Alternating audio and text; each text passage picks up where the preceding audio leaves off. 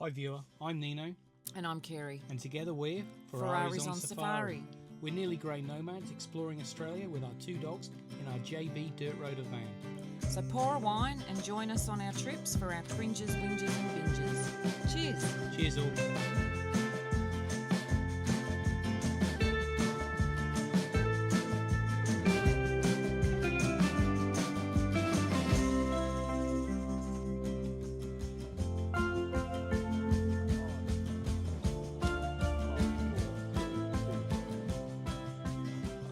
G'day viewer.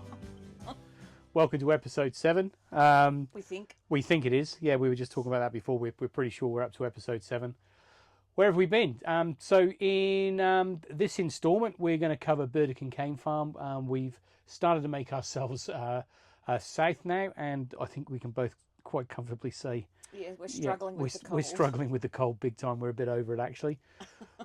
We can understand why people do go north for the winter from Victoria. I think we'll definitely do that when we retire. It's done, isn't it? It's done and dusted. I mean, that's a non-negotiable. June I think to October. Yeah, maybe absolutely. July, August, September, October. I think my boss is going to get really annoyed when I start blanket booking 4 months of the winter of Victoria from now on. But anyway, so we chose Burdekin Cane Farm. It gets really good reviews on Wikicamps, and the chances of you seeing a cane burn are very good if you're there for more than 2 or 3 nights. So we booked for 4 nights. This was one of your big bucket list items. It was a bucket list for me. I've ever since a kid, just the cane burning in the background of the Cold Chisel song. Yeah, I know, but it was one of those things. I'm not a big Chisel fan, which song is it in? I can't remember now, but it was just that burning in the background. I always remember it being intense and seeing it on documentaries, and I wanted to see it for real. And it didn't disappoint. I mean, the sheer Well, we got there, spectacle. said to the guy, because it had been raining a bit, so on and off. So we got there and said to the guy, what are the chances of seeing a cane burn? And we got there at 3 o'clock, and he said, well, if you're ready by 5, pretty good. So we actually got a cane burn the first night we were there, which was fantastic. And then we got one the next night too. And then they were supposed to be doing another one the third night, and it rained. So then the cane was too wet to do it. So, but we were really lucky to see 2, and the farm was fantastic. So if you're ever up that way, highly recommend Burdekin Cane Farm. Really good value, and no, Lucy, you're not coming up. Not jumping up this time. Absolutely fantastic. The disappointing thing for me, it was right under the approach pass for Burdekin Airport, so we couldn't fly the drone, which was a real shame. But I think we've got some good footage. You'll see in a little while of the cane burn, which I don't think will disappoint anybody. Yeah, from a photo point of view, I've dragged the camera around half of Australia, really. And to be honest, I don't know that I really needed to bring it that much. But I was really pleased I had the camera for the cane farm. These are probably my favourite photos. And one of the things I particularly liked about the farm, it's a working farm. So if you are travelling up that way and you're looking for work on the way, I forget the guy's name. Greg. He said to us, he can't get workers. There's work there if you want it. Something we thought about if we ever do this when we do eventually retire. But the point that I was going to make is that the people that we met there were absolutely fantastic. Yeah, they were really good. Yeah, it was really nice. Accommodating, friendly. Some people passing through for a couple of months while they were working. And it was just a fantastic atmosphere at the farm. I can't say enough about it. It was brilliant. The other thing I really liked about that too, he had a really good system. You could put all your scraps for the chooks. They had a worm farm. So they didn't have any rubbish stuff there. You had to take your rubbish with you, but you hardly took any with you because it all went to the chooks and the worm farm, or you could burn it. Yeah. So 100 out of 100, that one. I think that's... That was one of our... Number 2. Excuse me, viewer. Look, I think that was... it was an equal. I mean, I really... Atherton might be number 2. Atherton, I think, would be number 2. I think the cane farm 3. And the Creek's Edge would probably be... I don't know. I could pick Creek's between... Edge is better. They had the bathrooms. Yeah, but they were for different reasons. We digress. Go back and have a look at the previous video. We talked about Creek's Edge. Fantastic. Can't fault it. So anyway. So from there, we went to Mackay. And Mackay we caught up with Wayne, but Mackay was a bit of a... it wasn't really planned, so we didn't really do much around Mackay. No. I think it was a big washing. I quite enjoyed it. I thought the seafront area, nice. the way they built it up around the, excuse me, I've got a bit of a cold coming, so please forgive me. Around the port area, I thought was really good. I thought they've made it look really attractive. It was a great place, some really nice little cafes and eateries around there. So I was pretty impressed with it. It was nice, but we didn't really plan anything there. We didn't do as much there as we could have. I'd been sick. Actually, I was sick because I was sick the last day we left. The day we packed up and left the cane farm, I was really sick. So that was 2 days actually, I think, and I was off the alcohol for 2 days. And you were unbearable. I can't back to that. So from there, we did an quick overnighter on Rockhampton, and then we went to 1770. What did we think of 1770, Nino? I really enjoyed it. Not for the reasons I thought I would. I thought the beach was fantastic. There's no doubt about it. It was beautiful. And actually, again, we had a little bit of shit. Oh, oopsie. We had a little bit of crap weather. So we went out to the beach, did some sunset stuff, flew the drone. So got quite a nice sunset, and that was pretty good. And we were going to do it again the next night, and then we got rain. Yeah. So we had rain for 2 days. Yeah. Now, bear with me here, because you're going to think I'm a little bit pretentious. We've been very lucky to go to Whitby, where Captain James Cook, or Lieutenant James Cook then, was born, and they've got their statue in Whitby, and it was lovely to see where the roots were set, I guess, for want of a better word. To actually go to 1770 and see the area, I don't know if we saw the actual beach, but the area in which he landed. But there's a little museum there, and we went and did the museum, and I was reading through the copies of the log that Cook had left in the archives, and one of the entries was the beach is covered in rocks with oysters and blah blah blah, so on and so on, and there were rocks that had oysters on them, and it sort of makes you think 255 years ago, 300 years ago, whatever the case may be, was this where Cook landed, and was this the area that he was talking about in his logs? So I actually thought it tied in quite nice. I thought it was quite special. Were you? I wouldn't probably go quite that far, but yeah, I thought it was pretty special. It touched you here. It touched me in the feels, people. It touched me in the feels. Well, I thought it was nice. Thought it was pretty good. Till the weather. So one of the reasons we went there was to look at there was supposed to be a really good dog trainer at the caravan park, or the park. Yeah, you're a bit let down there, weren't you? And he was away, which wasn't advertised on the website. And I particularly wanted to do some classes with him, with Lucy, for her anxiety. And unfortunately, we were unable to do that. So, I liked it. I really enjoyed it. But I was a bit frustrated that we then had to backtrack on ourselves, because I think we could have used that time a bit more wisely. Yeah, I think so. But alas, so pretty boring one this time, I think. From there, we then backtracked on ourselves, as I said, and went to Rocky. And if you're going to Rockhampton and you want a campsite, go to the Water Ski Club. That was a really good one. That was a hidden delight, actually, wasn't it? A hidden it's gem. A little bit, about 10 minutes out of Rockhampton, unpowered, but they do have powered sites as well. But we did unpowered, which was great. And it's a fantastic spot. Really, really good. Really cheap. That was $10? $10, I think it was. Maybe? Yeah, couldn't complain. I mean, plenty of space. Good. Met a couple of people down there. The people we've met on our travels so far, honestly, haven't met somebody that you wouldn't have a drink with. It's been fantastic. There's a few. What does that say, Bill? Maybe, whatever. Anyway, from there we start heading inland again, and we go to Longreach. But that's in the next video. So this is a real quick, short one, not a long one at all. So you shouldn't be too bored. So enjoy the cane burn. Enjoying the cane burn. Oh, and for the viewer at home, we're Scotch and dry. Scotch and dry tonight. Just a cheapie, nothing expensive, because we mix it with dry.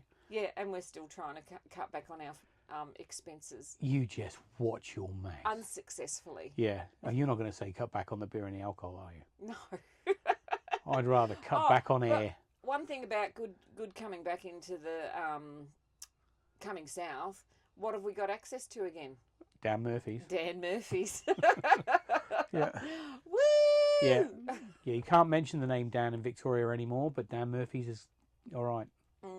Good bargains. Anyway, viewer, happy viewing. Cheers, viewer. Catch you in the next one. Bye now. May your travels be safe travels. Oh, piss off. I'm still not doing it. Oh, whatever. Cheers. Cheers.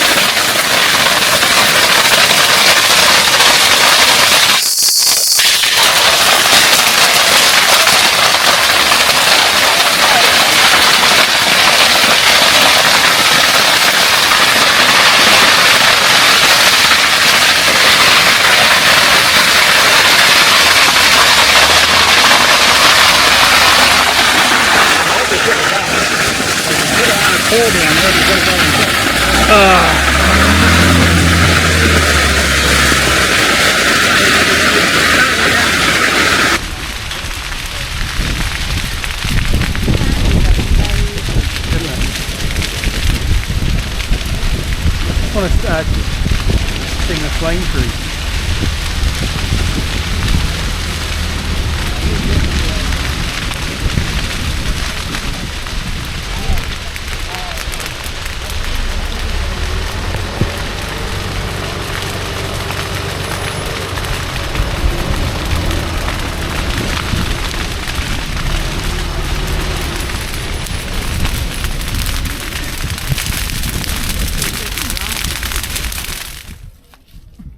So Keza, where are we today?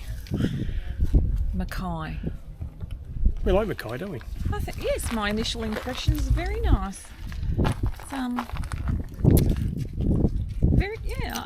it's nice. Yeah, lovely blue water. Yeah. Great port, great seafront area. Oh, I'm really quite impressed. I've only seen about 2 minutes of it. Well, what more do you need to know? It's a feeling, it's a vibe, it's Marbo.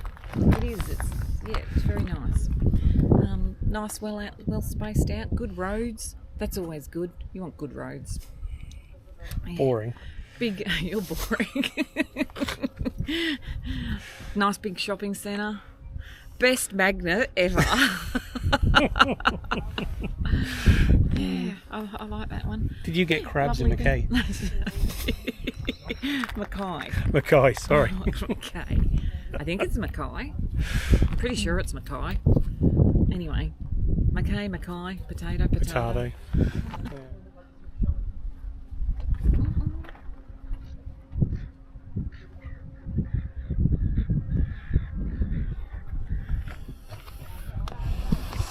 So that's the seafront in 2 minutes or less.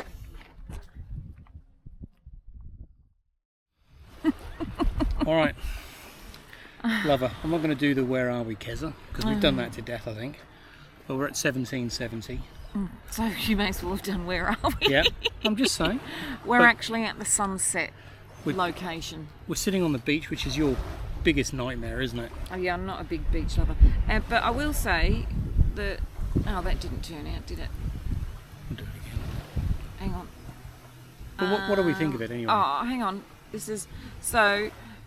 Don't, Dave. One of the few places on the east coast. What? One of the few places on the east coast of Australia where the sun sets over the water. Oh, look at that! There's a big orange ball now. If only viewer you could see it. I'll turn it around.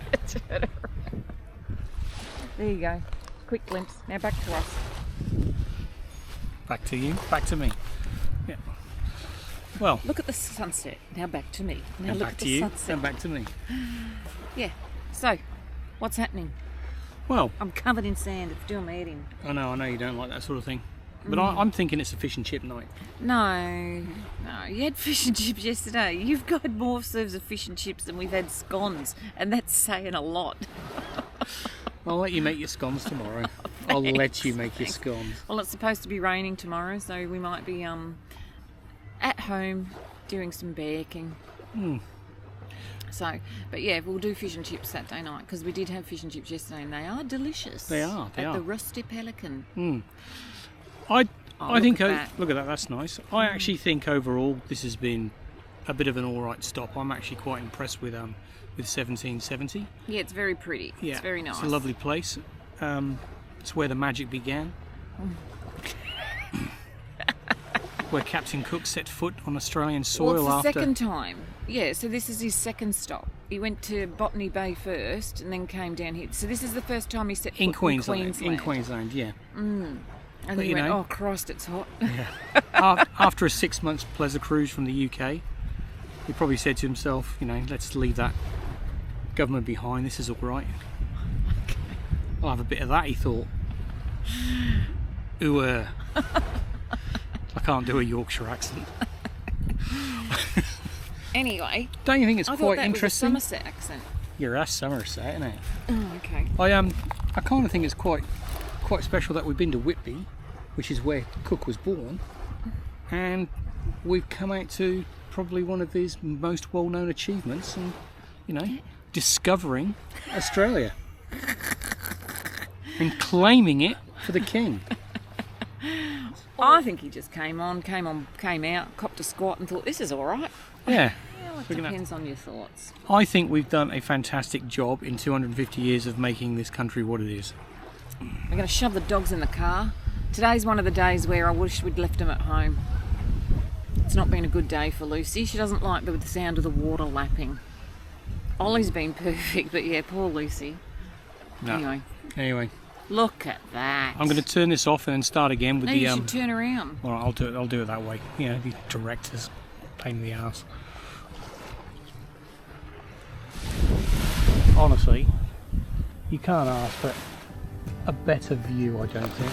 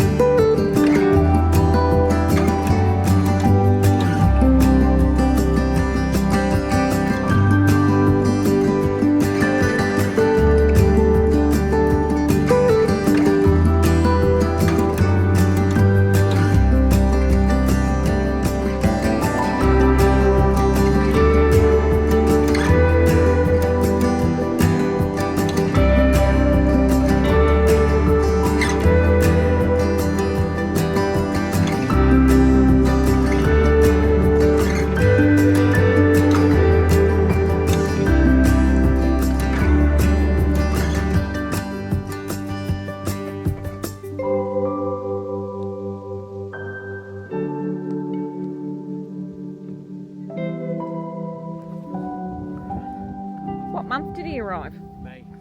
Was it? Yeah. How do you know that?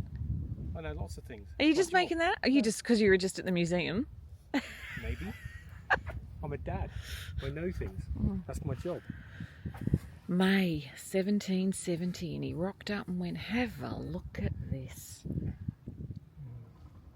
And then someone got eaten by a croc. Or stung by a stinger.